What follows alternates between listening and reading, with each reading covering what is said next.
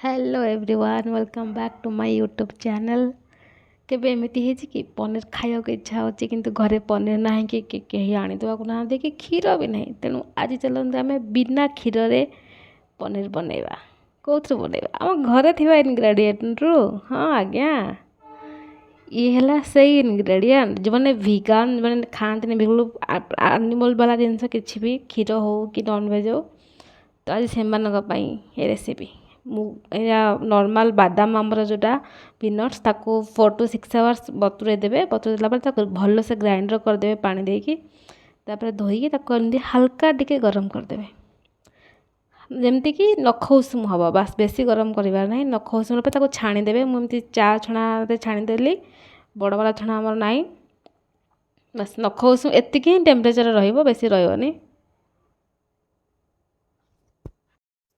Direct हाथ पुरेबी ना गरम थी चामच एमती मो भाया करेंगे। जोटा आप स्ट्रेन कले छाणिले यहाँ को फिंगेनि आप पियाज आउ टिके अदा पकईकी टिक्की बनई पारे जोटा कि मुझे बनई नेक्स्ट वीडियो यापर देखिए। आपको दरकार लेंबू पनीर को फटेबाई क्षीर को लेंबू ही दरकार ना तो लेंबू कि मुझे चुपुड़ी देती चुपुड़ी देकी तार मंजी सब भलसे काढ़ीदेवे ना से पनीर रही आउ केबे भी लेंबू यूज करते टिके हल्का थे पानी भी मिसईदेवे अल्प टिके पानी मिसईदेवे कौन पाई मुझे जाननी मे भी डाइल्यूट करके यूज कर लेमन फ्लेवरटा कम आसो। तो ये मो गैस बसई देती गरम हवा को पनीर बनवाई जो पीनट मिल्कटा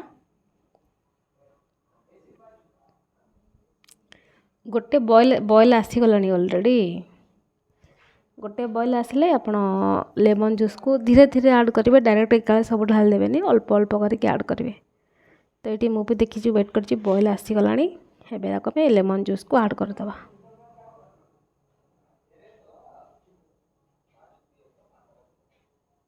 लेमन जूस को ऐड कर सारापर आप देखिपे हल्का हल्का जमी क्षीर फाटिले हुए सेमती हेनी पनीर। तो ये दाना गुड़ा बहुत छोट छोट बहुत पतला आउ प्रोसेस टिके टाइम टेकिंग लगे ये कहीं नॉर्मल क्षीर नुह बादाम बनई तेणु क्षीर अलमोस्ट फाटीगला कमी गोटे सफा पतला कपड़े छाणीदेवे। मो कपड़ा टे मोटा चुलाई जाता जो कपड़ा मुझे छाणुची कहीं आमर से पूरा पतला धोती वाला जो कपड़ा ताको आमर नथिला यही कपड़ाटा ही थिला।